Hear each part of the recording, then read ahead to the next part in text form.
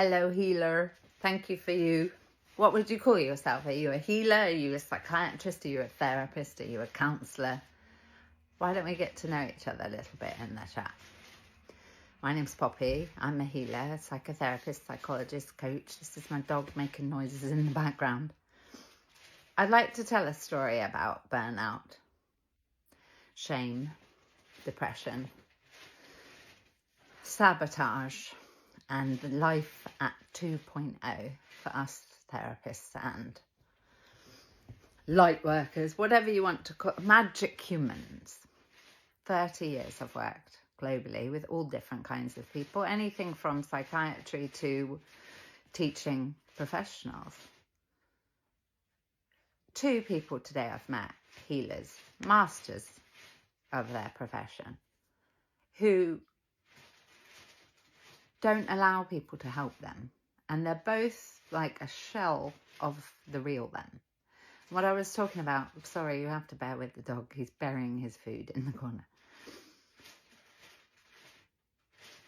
Both of them have been through the dark night of the soul. Pop a 25 in the chat if you have. And pop a 30 if you've been through more than one. For me, annually, I've had burnout, depression, mania, all the things. Drinking, drugging, you name it. The 1.0 of my life has been fucking hard. I was saying in a video today that I was a group therapist at my first part of my career. I still do that sometimes. And I mean it when I say this. And please, you do you. Take what you want from me, leave what you don't. I would say, bar no one I've ever met, and I've met and worked with thousands and thousands of people, everybody has a story where there is such immense pain and overwhelm. It would bring everybody to our knees. I've never met someone that doesn't have a story that will suck the air out of a room because it's so painful. What I know of healers is we don't generally, in my opinion, receive well. Partly, that's why we're so bloody good at it, is we had to be. So we have these excellent skills. However, there's an arrogance that can come with it, in my opinion. And what I mean by it is I don't need anything. In fact, I was saying the other day, I nearly had a tattoo written in English of that on my side. So I'm talking to me as well as you.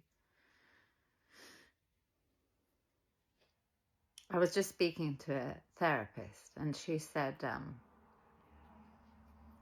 she's had many burnouts and she's healing and coming back from the last one.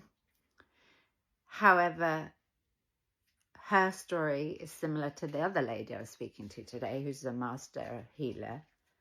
And both of them do life alone. So the lots goes on for me. That one I'd like to say to any of us is I've never met someone who's good at their profession in healing, whatever that is, whether you're a psychiatrist or...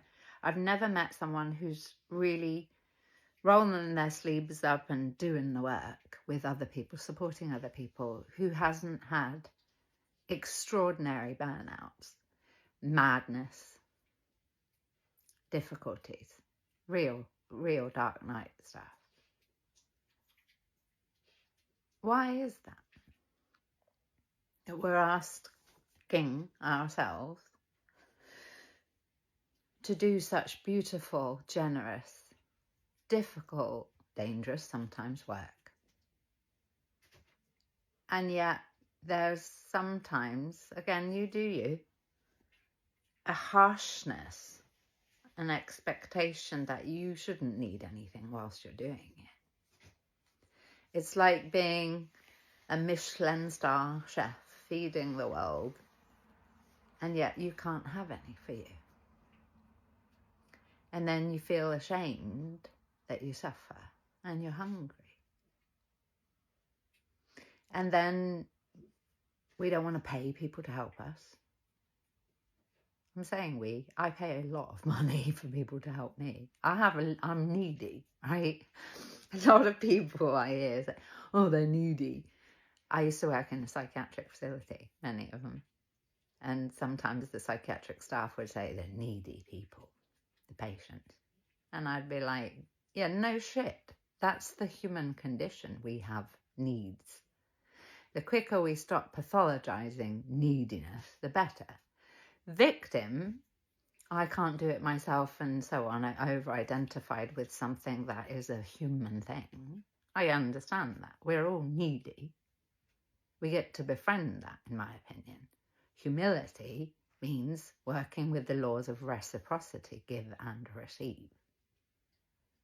So there's two things what I really want to say here is, one is, three things. Thank you for you. It's not an easy path to care. That's the stuff of warriors. To have the courage, to have the amount and depth of love, to care, to want to make a difference. That is extraordinary, and I'm very grateful for you. The other is, you're not alone in your suffering. And third is, you don't need to be. And I'm saying that to me as well. What I see often is excellent, excellent people attempting to heal, offer, alone. And what I know from studying masters, I'm a coach as well, so I'm very much about the progressive as well. Not just the reactive and the regressive psychotherapeutically, and the psychology, the progressive. What are we going to do with it? How are we going to do the 2.0 of our lives? What I know about success principles is mastermind alliance. I've never come across someone who, in my view, that I've seen, and please, if you do, put it in the chat, because I've never thought of someone who sustainably does well emotionally in terms of their own happiness, peace, thriving, groundedness, abundance, and what making their career, life mission work for them. I've never met someone who works alone, who does that. They have a mastermind alliance. Me included. I work with people, excellent people. I've become very choosy about what's a yes for me and what's a no for me. I cannot afford to be around certain kinds of things, and will not, because I care so much about the work I do. I'm not going to be part of raping myself or other people because I'm tolerating something that's so dangerous. And I'm no apology for the word. I'm using it very mindfully, distinctly, to make an impression that we do that to ourselves. And we do that to others when we have these extraordinary, untouchable, magical skills and offerings, and then we contaminate it by trying to breastfeed or tolerate or something over something, someone who draws the energy away and corrupts it. And because we're so fucking lovely, we don't want to cut them off. And we have to for our survival. We have to. My sister-in-law said something to me once. She's a witch. I'll never forget it, and it might be useful to you. She said, I don't know that you're depressed, love. I've had many deep depressions. She said, your soul is depleted. And I think a lot of what we go through, even the madness and the people get, we have it all. Often it's our soul that's depleted. We've just given to the point of nothingness. And that's not that there's something wrong with you or me.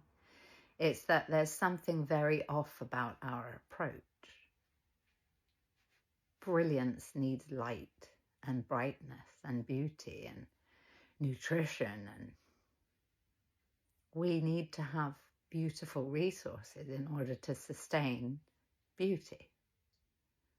be like, if you have any shame or judgment around sustaining energy and making money and so on, any shame around that, and yet you know of you, if you know of you, that you don't receive well, you don't fill your cup, you don't take holidays, you don't charge appropriately for your skill level and how much you invest and how much you get, don't allow a therapist or a healer for yourself consistently.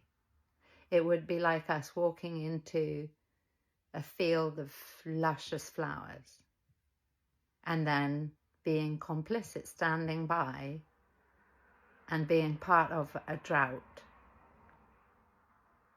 willing a drought on this beautiful, abundant life. And we're there together, willing a drought on this beautiful, life-giving, phenomenal, magical flowers. Willing a drought. And then screaming at these beautiful flowers, screaming in judgment. How dare you not flourish?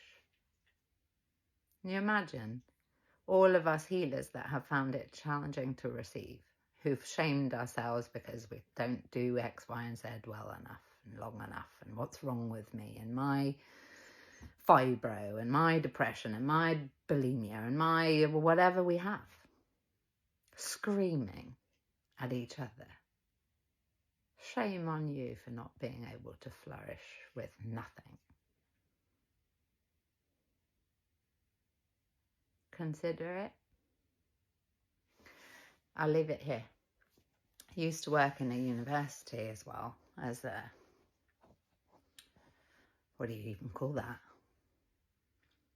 Placement coordinator, lecturer, supervisor with doctoral students in psychology.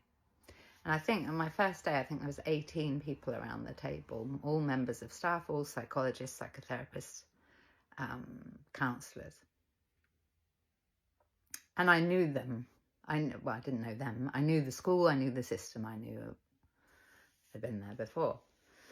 And what I'd realised is a lot of staff had been off on long-term sickness. And what I also knew is nobody around that table of 18 had the humility or the courage to speak into their own human issues. I was the only one. Happy to be seen as mad because, again, to me, it's a compliment. If this stuff is normal, I'm good. Thank you for noticing I'm mad. Yes. And I thought how arrogant, how egoic, and how desperately sad that the people training doctoral students won't even speak into their own psychosis, overwhelm, anxiety disorders, human things, so that there is still people feeling alone and shame because the impossible is not sustainable. Seems to me very ungenerous to pretend that you're supposed to be able to sustain this in drought, year on year on year on year. And what I also say is I also have a lot of rage for healers as well.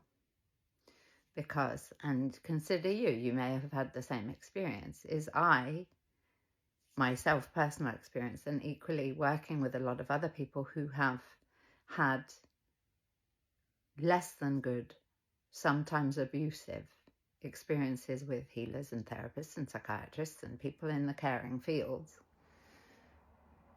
because those people don't know how to take care of themselves, so they resent being with people who have needs, hence needy.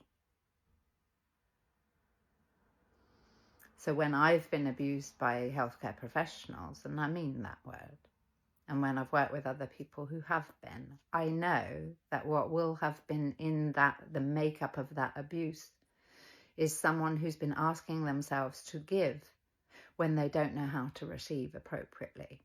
And therefore they've resented doing it to a point, or they haven't had the skill or the insight or the training, certainly haven't had the compassion, and therefore they've done damage. So what's very, very sad, and I'm included in this bracket, is a lot of people I know, clients, humans, are experiencing complex PTSD at the hands of other clinicians and healers. The damage bleeds when we don't heal. So I'm saying two things really. Three again. Thank you for you. You're not alone. It's not sustainable to do magic without a constant source of it. And that needs to come from lots of different areas we need to receive. We need to have the humility to know that it doesn't matter how trained we are, how brilliant we are, how anything we are, we get to have people helping us, clinical supervisors, mentors, people to help us debrief, counsellors, that we get to have a tribe. There gets to be Team You supporting you to do your magnificent work. You get to have that. People need you to have that. And if you don't, at best you're robbing people of the best of you, at best. And at worst, you're abusing them by default. So I ask that we all allow more. And when and if you know there's something draining you, I would say lovingly, you will know you've hit your max. I have a 3 strikes and you're out rule. You will know if you've hit your max in terms of tolerating something, helping something, offering free therapy, propping people up and so on. And I would say, cut that shit out so that you can grow, fully grow. The 2.0 you, what is it? Who is it? You unleashed. And I don't mean, yay, kind of just in this sort of cartoonish way. I mean like a fern in Australia. I don't remember what they're called. There's a fern and it unfurls itself. If you're unfurled, if you took up the actual space of your energy, what would you be doing? Who would you be doing it with? What would you be charging? Where would you be? How would you look? How would you walk? How would you hold yourself? How would your tone of voice be? What would be a yes and what would be a no? And the more you play small with this beautiful, glorious you, particularly on planet Earth right now when we need health more than ever before. So if you and I are doing anything that is not about health, then my mind says we're complicit in the drought. So do with that what you will. I'm for you. Thank you for you. I will do my best to keep healing over here and walking my talk. You will know if you're doing that. And if you're not, you get to receive. And if it's of any use, if you've got any issue with boundaries and triggers and how to set limits and so on, I've been doing this a long time. So you're very welcome to my program, Thrive, which talks about boundaries. And boundaries are there for you, between you and you, about what you will do and what you won't do, not about other people. That comes later. If you're not clear on those and you'd like some help, take my program. That's what it's for. You've got 90 days access and you get to pay what you feel you are worth. Sending love.